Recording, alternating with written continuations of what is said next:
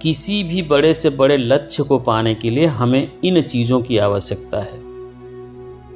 दोस्तों, जीवन में बड़े से बड़ा लक्ष्य पाने की एक आसान तकनीक बताने जा रहा हूं, तो वीडियो में लास्ट तक बने रहें, बिल्कुल भी स्किप ना करें। हम अपने जीवन में लक्ष्य तो निर्धारित करते हैं, परंतु उन्हें हासिल नहीं कर पाते। किसी भी चीज की शुरुआत में तो हमारे भीतर बहुत उत्साह रहता है, परंतु धीरे धीरे वह उत्साह खत्म होने लगता है। नकारात्मकता हमें चारों तरफ से घेरने लगती है। लेकिन ऐसा क्यों होता है? अगर आपके भीतर भी यह प्रश्न है, तो गौतम बुद्ध के जीवन की यह घटना, यह कहानी आपके लिए है। मैं आपको विश्वास दिलाना चाहता हूं कि आप इस वीडियो के अंत तक इस काबिल बन जाएंगे कि आप अपने किसी भी लक्ष्य को पा सकेंगे। गौतम बुद्ध के जीवन की यह घटना आपको एक गहरी समझ देने वाली है, परंतु इस समझ को समझने के लिए आपको धैर्य की आवश्यकता है। ध्यान से समझने का प्रयास करिएगा। गौतम बुद्ध बुद्ध होने से पहले सिद्धार्थ के नाम से जाने जाते थे। उनके जीवन में शारीरिक दुख तो कोई नहीं था, परंतु मानसिक पीड़ा बहुत ज्यादा थी। वह एक राजा के पुत्र थे, जिसके कारण उनके जीवन में कोई भी शारीरिक दुख नहीं था। उनके पास हर सुख सुविधा थी, परंतु कोई भी सुख सुविधा शारीरिक दुख को तो रोक सकती है, परंतु मानसिक दुख को नहीं रोक सकती। बहुत ज्यादा मानसिक दुख होने के कारण वे तय करते हैं कि वे अपना घर परिवार त्याग देंगे। अब हो सकता है कि आप सोच रहे होंगे कि उनके मन में यह विचार कैसे आया कि मानसिक दुख घर त्यागने से खत्म हो जाएगा। तो इस प्रश्न का उत्तर है, उन्होंने अपने जीवन में कई बार कई सन्यासियों को देखा था, जिनसे वे बहुत प्रभावित हुए थे। जब वे पहली बार एक सन्यासी से मिले थे, तो उनके भीतर एक विचार आया था कि मैं एक राजा का बेटा होने के बाद भी भीतर से दुखी हूं, और यह सन्यासी एक भिखारी होकर भी भीतर से प्रसन्न है। इसलिए उनके भीतर यह विचार आया कि उन्हें अपना घर परिवार त्याग देना चाहिए। अब घर परिवार को त्याग देना भी इतना सरल नहीं था, बहुत हिम्मत का काम है।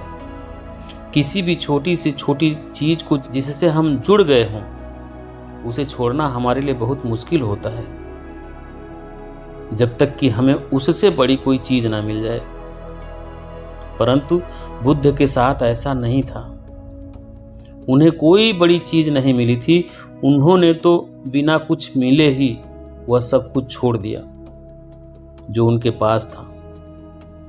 बुद्ध ऐसा इसलिए कर पाए क्योंकि उनके भीतर यह विश्वास था कि जो दुख उनके भीतर चल रहा है, उसका अंत होगा। किसी भी कार्य की शुरुआत विश्वास के द्वारा ही होती है। आप भी जब कोई लक्ष्य निर्धारित करते हैं, तो आपके भीतर भी यह विश्वास होता है कि आप उस लक्ष्य को पा लेंगे। अब यह विश्वास थोड़ा या ज्यादा हो सकता है, परंतु होता जरूर है। जब सिद्धार्थ अपने घर को त्याग रहे होते हैं, तो उनके सामने जो पहली समस्या आती है, वह होती है कि उन्हें अपने घर के बाहर नंगे पैर निकलना होता है। उन्हें आदत नहीं थी जमीन पर नंगे पैर चलने की। परंतु उनके पैरों की आहट सुनकर कोई उठ न जाए, इसलिए भी वे नंगे पैर घर से बाहर निकलते हैं। अब ऐसा नहीं था कि जमीन पर नंगे पैर चलते हुए वे बहुत ज्यादा उत्साह से भरे हुए थे। अब यहाँ पर समझने वाली सबसे जरूरी बात यह है कि उनकी मंजिल तो दूर थी, परंतु यात्रा की शुरुआत में ही उनके भीतर कोई उत्साह नहीं था। इस घटना से हमें एक बहुत बड़ा सूत्र मिल रहा है कि किसी भी बड़े से बड़े लक्ष्य को पाने के लिए हमें सिर्फ उत्साह की आवश्यकता नहीं है, क्योंकि अगर उत्साह की ही आवश्यकता होती तो सिद्धार्थ बुद्ध नहीं बन पाते। जब सिद्धार्थ अपने सारथी के साथ राज्य की सीमा पर पहुंच जाते हैं तो सिद्धार्थ अपने सारथी को कहते हैं, अब तुम वापस लौट जाओ, तुम्हारा मेरा सफर यहीं तक का था, अब यहां से आगे मैं अकेला जाऊंगा। सिद्धार्थ अपने सभी आभूषणों और अपने बालों को काटकर अपने सारथी को दे देते हैं। सिद्धार्थ का सारथी सिद्धार्थ से विनती करता है कि कृपा करके वापस चलें, आपके बिना पूरा राज्य सूना हो जाएगा। अब यहां पर भी मोह हावी हो सकता था, परंतु सिद्धार्थ मोह के बस में नहीं आते और वापस नहीं लौटते। हमारा मोह कोशिश करता है हमें वैसे ही रखने की जैसे हम रहते आ रहे हैं, परंतु सिद्धार्थ मोह के बस में नहीं आते और आगे बढ़ जाते हैं। सिद्धार्थ को यह तक पता नहीं होता कि उन्हें जाना कहां है, बस वे निकल पड़ते हैं। अब यहां पर एक बहुत बड़ी बात समझी जा सकती है कि कभी कभी हमें पता नहीं होता कि हमें जीवन में करना क्या है, हमें जाना कहां है, जिसके कारण हम कुछ करने की शुरुआत ही नहीं करते। परंतु सिद्धार्थ ने ऐसा नहीं किया था। उन्होंने किसी भी सही समय का इंतजार नहीं किया। उन्हें जब समझ आ गया कि सही समय यही है तो बस वह निकल पड़े। बहुत देर वन में भटकने के बाद सिद्धार्थ को एक सन्यासी नजर आता है और उस सन्यासी को देखने के बाद सिद्धार्थ प्रसन्न होते हैं और उसकी ओर बढ़ने लगते हैं। उस सन्यासी के हाथ में धनुष और बाण होते हैं जिससे वह पंछियों पर निशाना लगा रहा होता है। सिद्धार्थ उस सन्यासी के हाथ में धनुष बाण देखकर थोड़ा चौंकते हैं। सिद्धार्थ उस सन्यासी से पूछते हैं, भला एक सन्यासी के पास धनुष बाण का क्या काम? वह सन्यासी कहता है कि मैं सन्यासी नहीं हूं, मैं तो एक शिकारी हूं। वह दरअसल यह पंछी एक सन्यासी की वेशभूषा देखकर डरते नहीं हैं, जिसके कारण इनका शिकार करना आसान हो जाता है। इसलिए मैं एक सन्यासी के वस्त्र पहनकर इनका शिकार करता हूं। सिद्धार्थ को उस व्यक्ति की बात से बड़ा धक्का लगता है। सिद्धार्थ उस व्यक्ति से पूछते हैं, परंतु तुम ऐसा क्यों करते हो? वह व्यक्ति कहता है, यह मेरा व्यवसाय है, अपने शिकार को बेचकर धन कमाता हूं। तो सिद्धार्थ उस व्यक्ति से कहते हैं कि यदि तुम्हें धन की आवश्यकता है तो तुम मेरे इन वस्तुओं को ले लो और मुझे अपने वस्त्र दे दो।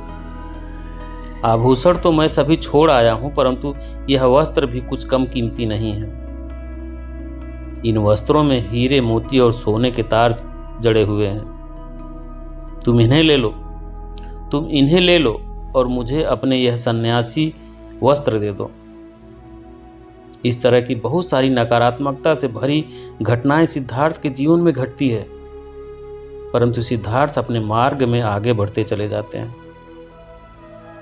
कई वर्षों तक सिद्धार्थ सत्य की खोज में भटकते हैं। इन कई वर्षों में सर्दियां, गर्मियां और बरसात कई बार आती है, परंतु कोई भी मौसम, कोई भी परिस्थिति सिद्धार्थ को उनके लक्ष्य तक पहुंचने से नहीं रोक पाती।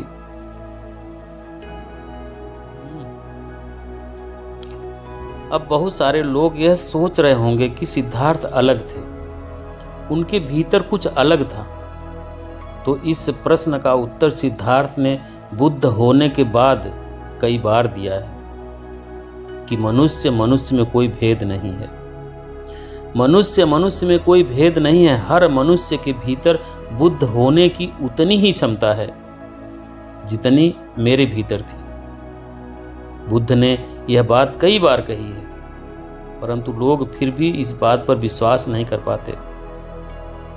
अब आपका सवाल हो सकता है कि वह क्या चीज है? वह क्या चीज़ है जिसका कोई भी नकारात्मकता, कोई भी खराब परिस्थिति कुछ नहीं बिगाड़ पाती। तो वह चीज़ है आपका साफ विजन। अगर आप साफ साफ देख सकते हैं जो आप होना चाहते हैं तो यकीन मानिए आप हो जाएंगे। किसी भी बड़े से बड़े लक्ष्य को पाने के लिए हमें इन चीजों की आवश्यकता है।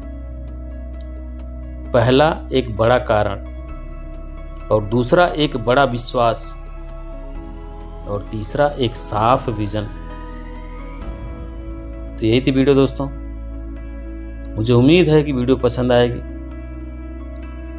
वीडियो पसंद आए तो प्लीज़ वीडियो को लाइक करें, कमेंट करें, शेयर करें, और चैनल पे अभी तक नए हैं तो चैनल को सब्सक्राइब करें, बेल आइकन प्रेस कर लें ताकि आने वाली सभी वीडियो का नोटिफिकेशन सबसे पहले आपको मिले।